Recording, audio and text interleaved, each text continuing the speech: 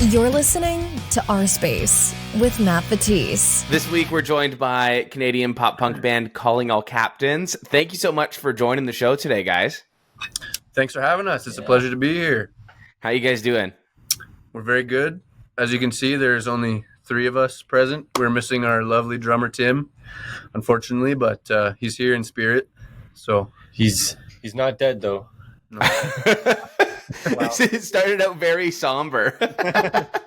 You guys just wrapped up a Canadian tour not so long ago. How was that? It was great. When did we wrap that up? Like end of October? Yeah. It was honestly great. It was the best tour we've done in Canada. It was our first time touring as a 4-piece, so it was and first time hitting lots of the eastern provinces and stuff that we've never been to, and we had a bunch of sold out shows there. So yeah, we played Halifax for the first time, sold it out. Finally hit the Maritimes, Yeah. well received. And then to cap off the tour, we came back to Edmonton and played with Billy Talent at a local, it's called the Halloween Howler. It's like a pretty big deal here. And I saw that. And with Billy Talent and Gob as well, how was that? It was unreal. It was great. It was amazing. It was awesome. Yeah. Wait. Yeah. We No, it's right here. The tour poster right there. I noticed that the second you guys logged in. we wore these masks on stage. It looks pretty crazy. Yeah. Did you have any of those like glow in the dark wristbands to throw out into the crowd too? Have them all? No, but we had a whole bucket of candy to throw to the Oh crowd. no. And Luke made the mistake of so I arced it. bowl is round, right? And he threw it up, and it just all went up and came back on stage, and everyone was like, "Ah!" I was like, So- then later I So find out Halloween was ruined. Yeah, Completely ruined our reputation. I find out later Billy Talent is side stage watching the whole thing. Yes. Well, that's when you get a sound guy to go out there and just start throwing it out into the crowd afterwards while you guys are playing. Yeah. We made it work. It was fun.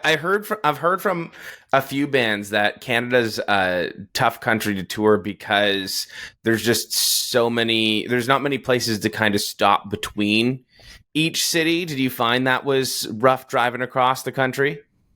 Well, it wasn't our first time across the country, but it was our first time so far, going that far east. But we are very used to the middle part of Canada, where it's literally 6 hours in between each city, and that is rough for sure. But And you guys are just driving in a van. yeah, oh yeah, Yeah. We And had trailer. we had one drive that was from Winnipeg to where are we going? Like Montreal or further. Oh man, it was that northern. It was one drive that was 20 hours or something with no show in between. We had 2 days to do it, but So no, it was 30 hours or something. It was crazy. Yeah. It was But- just doable. Do you have any tours planned for this year? Or are you guys back into the studio writing new music? What's the plan for 2024? Well, we could tell you a little bit about the ending of 2023, where we were in the studio. We've recorded some new material. It's sounding really, really cool. We've hit some corners of our songwriting that it's breaking new ground, at least for us. May not, but And what do you consider to be groundbreaking for you guys? What is different about this recording and this album that you've put together compared to the stuff that you've done in the past? I would say, We have an acoustic song. we have our first acoustic song. yeah, we have our first acoustic song. We have a couple of the other songs have a bit more production in it. So, it's not just simply guitars, bass, drums, vocals. There's a lot of stuff extra going on too that kind of adds to the whole soundscape, and it's really turning out. That's awesome. Yeah, definitely writing for a bigger room. One of the songs in particular has a huge vibe. Is there anything that you can sort of give us a glimpse into? Is there a story behind the song that you're thinking? I guess we can talk about the feeling. I guess. I don't know. It's hard to say. I don't know what you're thinking. Which song are you thinking? The one about UV rays. What about you? So yeah, we wrote a song about a tanning bed. No, I'm kidding. One of the songs, like one of the ones with a little bit more production than we're used to having. I guess all I'll say about it is I was sitting one day in the summertime, and you know when you have like a crack of your window shade open and the sunlight comes through and you can like see all the dust and whatever coming through in the sunbeam. I wanted to like try to encapsulate the feeling of like just laying there and staring into a sunbeam, and like that's all I'm gonna say right now. But that may or may not be a lyric in the song. Yeah. Here, Luke will play you a kazoo excerpt from. Yeah. I'll hit it. Check this out. Yeah, let's hear the kazoo version of the song. No. That wasn't. I don't think that did it justice. But Yo, he died. you saw it here. Folks. Yeah, you saw it here instant first. hit. Yeah. Can we hear a little bit more of a sneak peek into the kazoo? I don't know. I don't know, man. I'm giving away too Or much. is that too much? We're leaking it? Yeah, that's we don't want to leak the that's a song leak. now. That's a leak, brother. Leaking your own songs over there. So we have a bunch of new songs coming out, and we're making tour plans right now for this year. So Awesome. You plan on coming out east again? Yes. Or are you going into the States? Yes. All of the above. Yeah. Both of the above. Yep. Yeah, don't ask any more questions though. All right. Won't ask any more questions about those plans. What I will ask though is I haven't heard this new album, but I mean, you guys are pretty open and honest in your songs that you do have released. Do you ever feel weird or uncomfortable putting yourself like that much of yourself out there for knowing that your friends and family are going to hear that? Oh, they don't listen to me, bro. Okay. On a serious note, like yes, like as an artist, you write. Well, I don't know. I can't speak for every artist, but like I tend to write about stuff going on in my life and like things that affect me. So yeah, like sometimes you write things that a certain somebody might hear it and be like, sometimes we write things about each other, like it's Sometimes he writes about my life. yes I do that. So that's definitely, I wouldn't say it's weird. I think I don't really think about it until after the fact. Like I just want to write something that's like emotionally charged or like something that's real, and then I don't know, I don't really think about it until after. I wouldn't say it's weird or I'm like worried about it, but it's definitely something I think about. And there is a song on in this next batch that I sort of had the lead on, and it's probably like the most emotional one that I've written and putting out there. So I haven't really thought about it until right this second, but yeah, it's gonna be Yeah, you realize what you've done, Yeah, right? it's like- I made you conscious of the butterflies. yeah, like I don't know. It's gonna be interesting.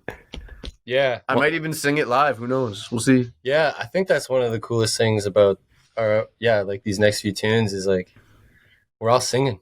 We all singing on them. Like Except him. Well, that's amazing. Except him. He likes playing the drum. But yeah, us three of us, we sing on and like it feels good to hear like all three voices on a track. Yeah, that's really cool. And that's not something that you've done in the past, is it? It is. It is. It is. Okay, but just here's the thing. smaller. Smaller portions, and when Luke took over as vocalist of the band, that's when I had to step up to become like the background or second vocalist. And I was not a singer before then, so I sort of developed my style directly off of Luke's style. And for a lot of songs like on Nothing Grows Here, somewhat slowly getting better, you can hardly tell the difference between our voices because I just began to sing so similarly to him that like it's sometimes in our demos when we isolate vocal tracks, we can't tell who's singing like, what. Who recorded this? Like you really have to listen in. Like. But now like I've sort of developed as a vocalist into my own sort of style. And same with Brad. Like he's got probably the most like clean style voice. I'm more in the middle and Luke's very raspy, very screamy.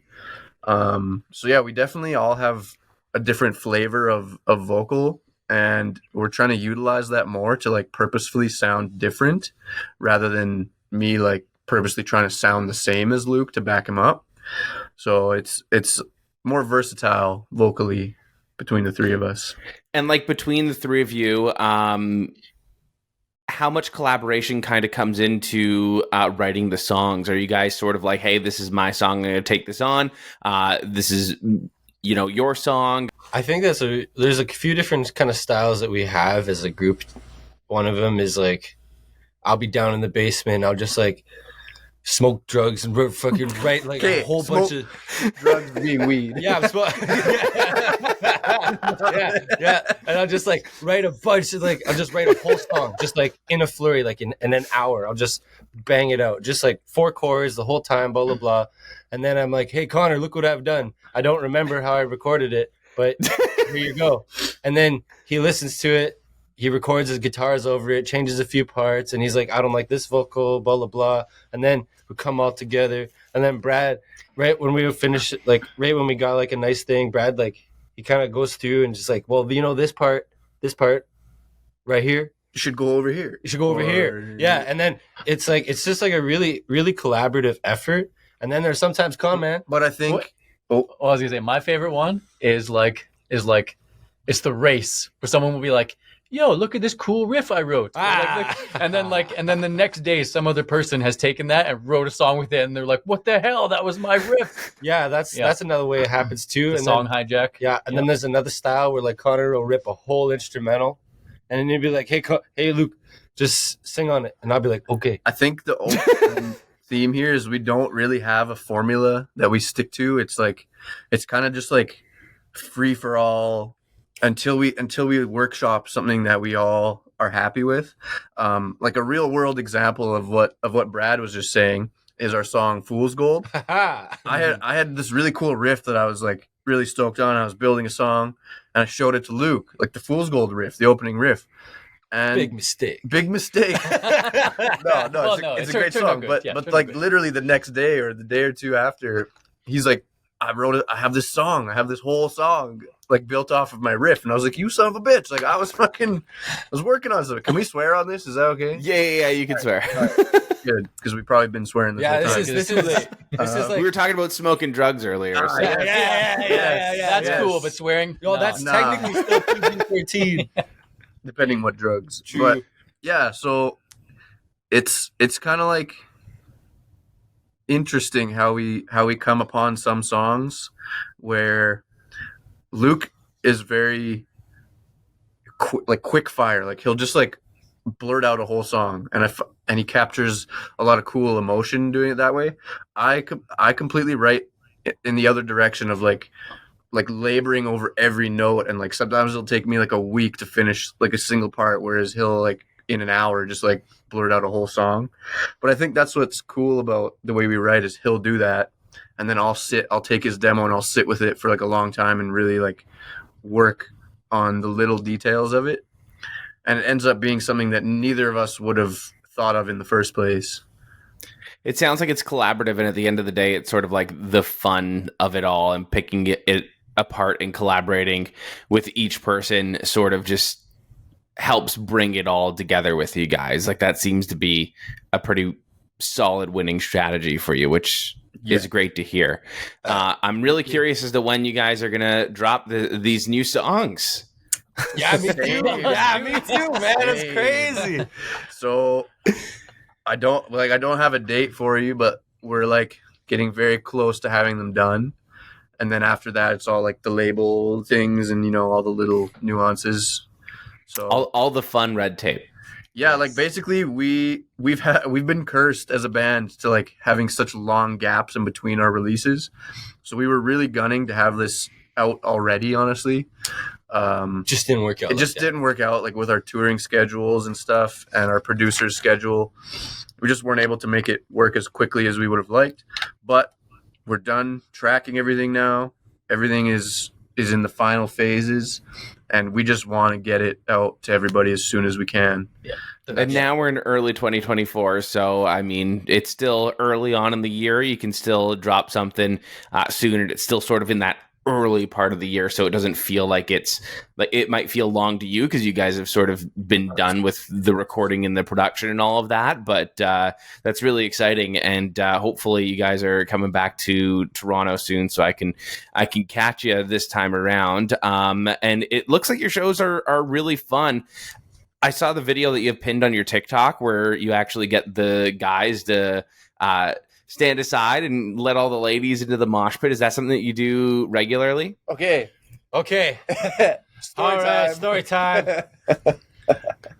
Man, that video, I got roasted on Twitter for that video. That's on Twitter or TikTok? Yeah, on Twitter. It's this whole separate thing. But anyway, leading up to that, we tried to make it a point at like every show. But honestly, I think we just need a better way to do it, or just have shows with more. It didn't always work out well. Like we found, we did it at one show. It wasn't the one on the video where Luke's kind of set up the thing the same way. Like, okay, we want all the guys to step aside and the girls to mosh. And then some of those guys who may have or may not have been drinking were like kind of forcing women into the pit when they maybe wouldn't have wanted to. And we were like, oh, we didn't think of all the angles this could go. Yeah. So we honestly did it a few times, and then we were like, okay, we should probably just cool it and let the crowd be the crowd. Until there's like a better way to do it. Because the last thing we want at our show is for anybody to feel uncomfortable, especially from like something we request from the crowd. Yeah, I feel like you need to almost like, I don't know, people. I think there just needs to be better crowd etiquette, because I've noticed there's actually some discourse on Twitter lately is that just lots of people after the pandemic are probably going to either their first concerts or they haven't been to concerts in a long time and they want to just go that extra mile for it.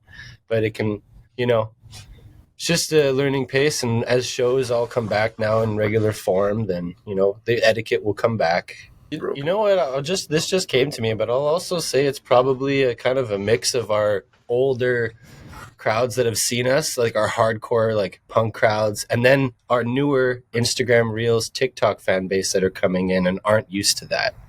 Because that could probably be a whole different thing. Someone's in the crowd moshing like it's a hardcore show, which is acceptable, but someone could be front row thinking it's a pop show, and just get a fucking knee to the face somewhere. A knee to the face. Yeah, a fist to the face, a foot in the nose. Like it's the way she goes. But I feel like there's sort of an etiquette that everybody within like the punk scene and punk adjacent scene sort of know. Where you look out for each other, where, like you said, some of the pop shows, like I've seen some pop shows, like these people are getting trampled because they just don't have that same etiquette, because they didn't grow up in the same sort of scene with the same sort of unwritten rules, being around those people, being like, hey, you see someone tying their shoe, you make sure no one falls into them, right? Someone falls over, someone loses their glasses. I can't tell you how many times I've seen someone lose their glasses in the pit and everyone kind of stops with their flashlights looking for their glasses and they're like, we're good. But yeah, I feel like maybe some of that etiquette is sort of forgotten, or maybe we're just doing a bad job at passing it down a generation. Yeah, maybe that could be it too. Like there was one show, remember we had to stop playing because it was like the crowd was so crazy. Someone like fell down, like literally like someone got hurt. Yeah, someone got hurt bad. Oh wow! Petersville?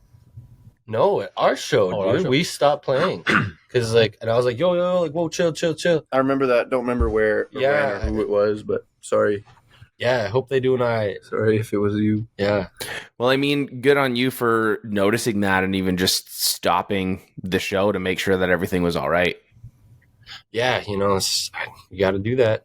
You mentioned your like TikTok following and as well. Have you noticed that's making a big difference in people coming out to your shows and checking out your music? Okay. Yes. Okay. Yeah. I'll make a 1, you make a 0, and then you make a 0. 100%. 100% is absolutely. On my screen, it's inverted, so it was just a 001. Okay. 1%. Yeah. Good. But yeah, I would say like, Brad has been killing it.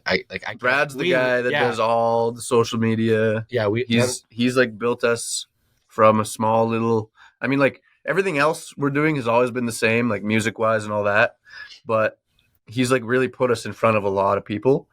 And one of the biggest things we've noticed is a lot more female fan base rather than just pure. It was like purely dudes in the front row before, like having a good time, which is great. But now we've noticed like a real mix. So that feels good too, is because calling all captains is for everybody. For everybody. Love that. And Brad, when it came to making that content, do you have like a background in that? Were you just sort of experimenting? Like, how did that kind of come to be? I do have like, I went to university for marketing. I have a marketing degree. Yeah, he does. But I was not like, I've never worked in social media before that. We didn't really create content like we are now.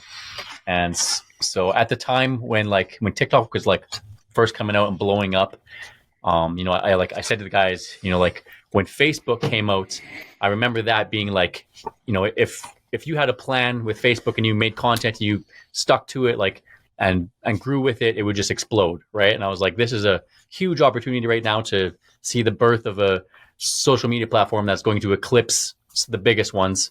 Right. Or at least compete with them. And so I was like, we got to get on this. And we tried it for a little bit and it really didn't go anywhere. We didn't know what to do or how to create content. And it was very slow for the first year, but we stuck with it. And luckily it's helped us bring in a whole new audience. Do you find as a band making content that there's sort of like a fine line between sort of like promoting your content and then just also kind of looking for videos that you can make to sort of bring people in, but not necessarily make it about the band or you guys? It's kind of how we started. Yeah, We just made like funny shit. It's like we are funny. I feel like we're funny. You guys are funny. You've made me laugh quite a bit. Okay, we think we're pretty funny amongst ourselves. So we just filmed it. And then simple. It worked. Like, yeah, but yeah, you're right. Yeah. Like, actually, when we started out, it was like only video. Like we didn't promote our music at all. When we started. Like, no. We were just having fun. Yeah. My favorite video is that roll it. Yeah, it's a Limp Bizkit song that we edited. Yeah, right. And it did not promote us as a band at all. Like most of our following in the first year had no idea we were a band. But after we had a good following, Brad was like, "Oh snap, we should switch gears," and like he completely switched it to like all of our own music. Yeah, so I saw this story, and I don't remember right now who it was about exactly, but it was a rapper or like a pop star or something, and they were like this person's strategy instead of promoting their music was to just like make content about anything. Just like super relatable, and all of his videos blew up and he had a massive following, and then he promoted the music to a massive following and then had crazy success with it. So I was like, maybe we could try that out. And then, every now and then we sprinkle in some of our own music too, but now I think we're mostly using our music. Almost 100% Captain songs. Yeah.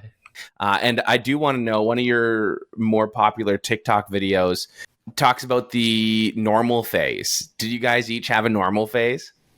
No. What does that mean? What's the normal phase? When you're not dressed like this. How long was your normal phase? I thought this was my normal phase. Oh no. Yeah. Wait, you mean like versus emo phase? See, I don't. He was never emo. No. He still doesn't think he's emo. He's not. I didn't even know what emo meant until like 2 months ago. It means like emotional, right? Yeah. Wow. I didn't know. Wow. Yeah, that's not me. I don't know that. Yeah. The normal phase where you pretend that you're not emo or pop punk and you just kind of, I don't. Yeah. I think I had a normie phase for a bit. Yeah. Honestly, I've always been like a classic rock guy, so I never even heard about all that stuff till I met these guys. The first time I ever heard music that wasn't like rock and roll was when I met Luke on the bus. Okay, crazy story about how I met Luke. Wow. We had math class to get. He like came into math class for the first day. I was at a different school, and then I switched a week into school. So he drops a guitar pick on the floor of math class, and I was like, "Hey, you play guitar?" And he was like, "Yeah."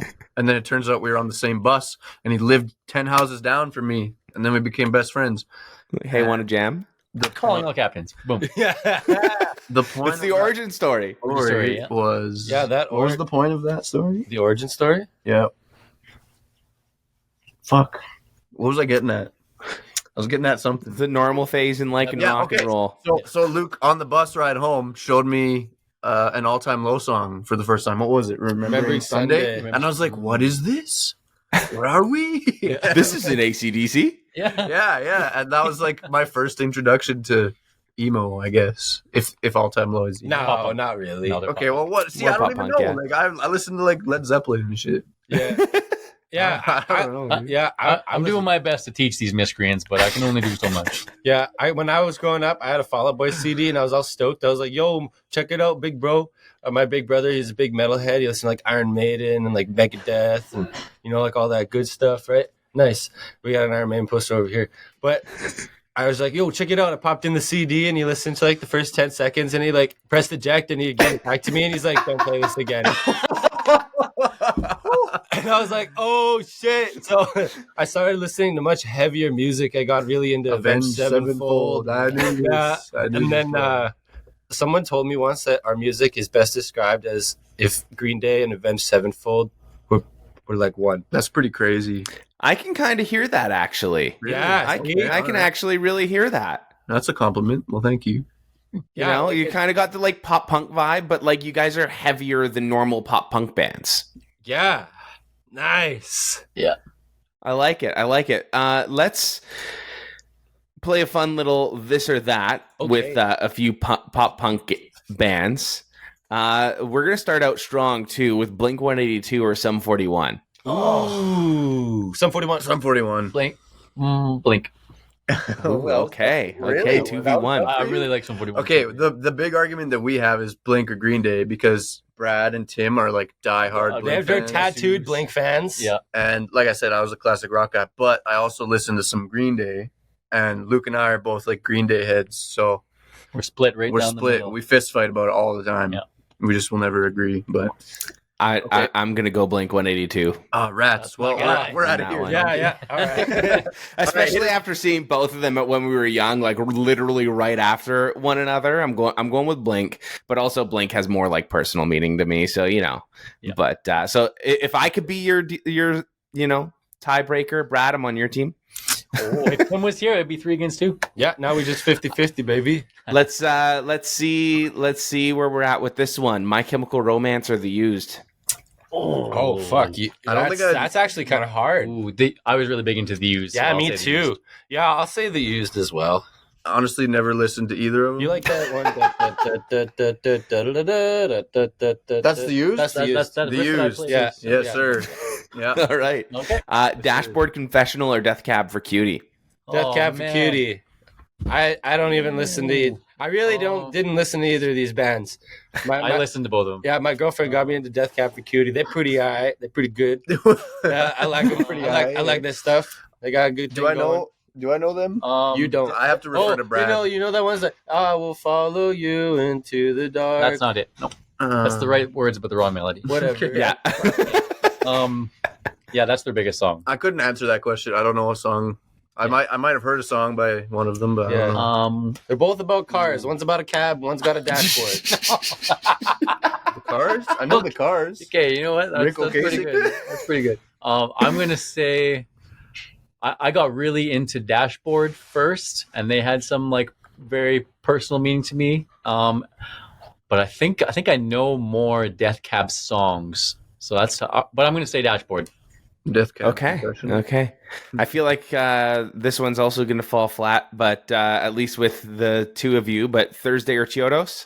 Chodos. Ooh, yeah, Chiodos. Wait, what was the first? What was the Okay, first never one? mind. Thursday? That's a band?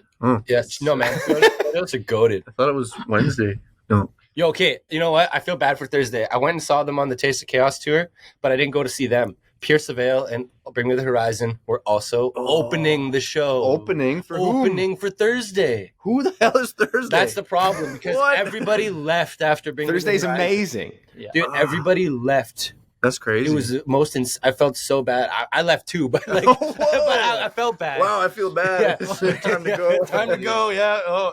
I think I know a Chiodo song or two, so I'd go with them too. Yeah, they're like emo legends. They started that shit. Like the clean high singing shit. That was them. I like Chiodos was the band that really got me into sort of that, what I call the emo scream. Yeah. You know, because there was like the new metal scream. You had like the Linkin Park scream, and then there was Chiodos, who sort of had that emo scream. Yeah. And they were the ones that got me into that. Paramore or Fall Out Boy? Fall Out Boy for me. I don't know, man. Paramore's Riot album probably eclipses all of Fall Out Boy shit for me. I'm sure I know some songs. I'll go with you. I'll go Fall Out Boy. Yeah, who would be Fall Out Boy? I'll give it to Paramore. From First to Last or Silverstein? Silverstein. That was a quick one. From First to Last aren't even from Canada. I'll go Silverstein too. But I do remember hearing was it Note to Self by I never got into Skrillex's music, to be honest.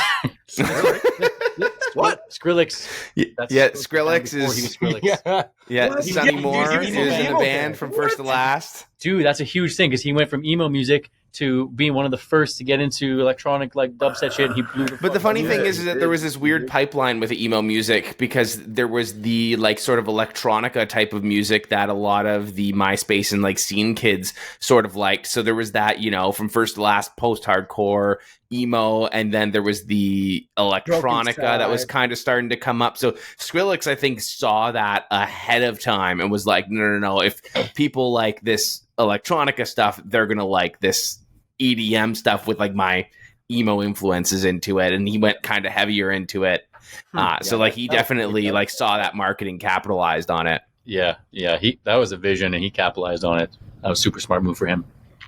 The one thing I ask everyone as we wrap things up, I love asking people who their favorite newer or up and coming band is or artist. Besides yourself, you can, you know, we just by default think it's you guys, Okay, but then we got the up and coming. share some music racks. Okay, wait. You get We one. each get five. We each get five. No, you get one. You got one each. No, we don't. I got like five. Okay, we'll let you rip off five. Your five are probably some of I'll ours, go too. last. I'll go last in case you cover it. You got anything? No, I don't listen to new music. Okay. He's like, is Led Zeppelin after you? 1980, I don't fucking listen to Man, it. that's even pushing it. Yeah, that's bullshit. No, I'm sure. Okay, wait. no, I listen to. Yeah, you listen to some. You think, okay, wait. I'm gonna say my favorite newest one that we recently got We're into. going like up and coming, like smaller. up and Yeah, smaller artists? smaller. I'm gonna say Arm's Length is one of my favorite new up and coming bands. They're amazing. Okay. Yep. Yeah. Okay, you covered one of mine. Now I'm down I'm gonna hit the boys. Chief State, our friends, our best friends. Chief State, they're so good, There you go. Yeah, you see, you can always just mention your friends. and they're so good. If you haven't listened to them, listen to them. They're so Okay, good. All right. Down to three. Okay, you guys All ready? right, what are your Listen to remaining that. three? Remaining three. Okay, Ben Quad from Oklahoma. Love them too. Ben Quad from Oklahoma, named after Ben Quadraneros, the pod racer. True story. Okay. And then Saturdays at your place. Another great emo band, Crazy. And then another band, Shoreline. We listened to all of these on the way here. Didn't Yeah, we? you bet. And you said you didn't know any new bands. I know some new bands. I He guess. doesn't- I he don't doesn't- know that I He know doesn't them. really. He just. He knows them, but I he just doesn't know play he them. knows them. Yeah. Luke just plays me all this Yeah. weird Yeah. music, Hold like this really wet music that he Hold likes. It sounds like really wet. I don't know. Yeah, I won't play the wet music. Don't play it. No, I'm not. And also, What is wet music? Yeah, no, you have Okay. to do it now that you've said wet. Play the wet. Okay, play I'm the gonna wet play music, the but I'm wet, gonna plug my ears. Okay. I hate it. Connor can't listen to this. I hate it. It's so. I can hear it. It's so wet. Stop it. Yeah, it's really wet.